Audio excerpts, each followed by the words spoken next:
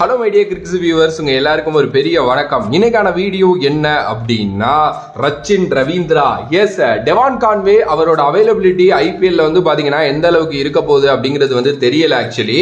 Because அவரோட தம்பு இன்ஜுரினால அவர் ruled out ஆக கூட சான்சஸ் இருக்கு அப்படிங்கிற மாதிரி வந்து பாத்தீங்க அப்படின்னா சொல்லிட்டு இருக்காங்க. இல்லப்பா அவர் ஐபிஎலுக்கு வருவாரு, ஐபிஎல்ல ஃபிட் ஆவாரு அப்படின்னாலும் ஃபர்ஸ்ட் ஒரு 6-7 மேட்சுக்கு அவரோட அவைலபிலிட்டி ஐபிஎல்ல கிடைக்கிறது ரொம்ப கஷ்டம். பிகாஸ் வேர்ல்டு கப் இருக்கு அப்படிங்கிறதுனால ரொம்ப ரொம்ப ரொம்ப அவரை போட்டு ஸ்ட்ரெயின் பண்ண மாட்டாங்க. சரிப்பா, இப்ப டெவான் கான்வே இல்ல, இப்ப யாரு வந்து பாத்தீங்கன்னா நம்மளோட அந்த கரெக்டா ஒரு பிளேயரா வந்து அந்த ஓபன் பண்ண போறா அப்படின்னா ரச்சின் ரவீந்திரா. அதுல எந்த ஒரு மாற்று கருத்துமே இல்ல. ஆனா ரச்சின் ரவீந்திராவும் இன்ஜுரியில இருக்காரு, ஃபிட் ஆகி வந்துருவாருங்கிற மாதிரி தான் எக்ஸ்பெக்ட் பண்ணப்படுது. சோ வந்துட்டாரு அப்படின்னா ரச்சின் ரவீந்திரா தான் opener.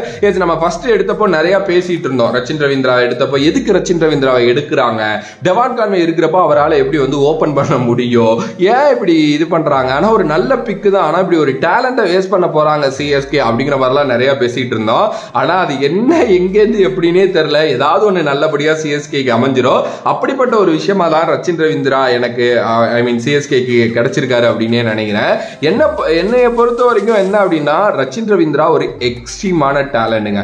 Even though நியூசிலாந்தே surprise ஆயிருப்பாங்க world கப்ல அவர் அப்படி விளையாண்டதை பார்த்து. ஏன்னா நியூசிலாந்து பொறுத்த வரைக்குமே அவர் வந்து நம்பர் 7 பேட்ஸ்மேனா தான் வச்சிருந்தாங்க. பட் ஆனா அந்த ஒரு பிராக்டிஸ் மேட்ச்ல சும்மா முன்னாடி இறக்கி விட்டு அவர் அங்க வந்து பாத்தீங்க அப்படின்னா ஒரு செஞ்சுரி போட்டாருன்னு நினைக்கிறேன். அதனால இந்த பையன் ஏதோ பண்றானே, சரி ஒன் டவுன் இறக்கி விடுவோம் அப்படின்னு சொல்லிட்டு அப்படியே வேர்ல்டு கப்ல ஒன் டவுன் இறக்கி விட்டாங்க.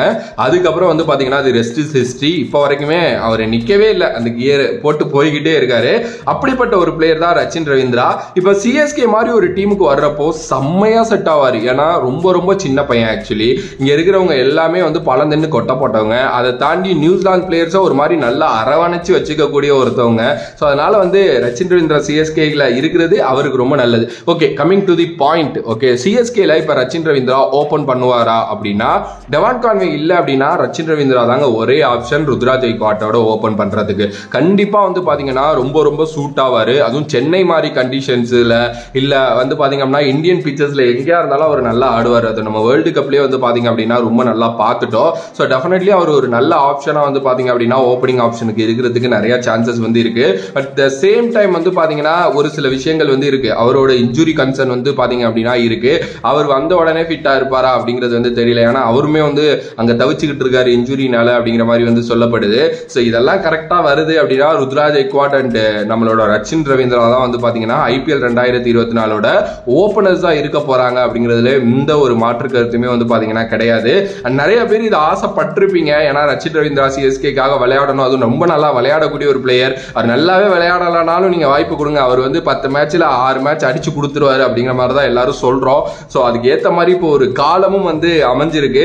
பாப்போம் என்ன நடக்க போகுது அப்படின்ட்டு. உங்களோட கருத்து இதை பத்தி என்னவோ மறக்காம கமெண்ட் பாக்ஸ்ல கமெண்ட் பண்ணுங்க. If you like the video please like, share and subscribe to நம்மளோட கிரிக்ஸ் சேனல். வேற ஒரு வீடியோல வேற ஒரு கான்செப்ட்ல உங்களை சந்திக்கின்றேன். Until then, bye from this is VJ Money. Love you all, stay safe மக்களே.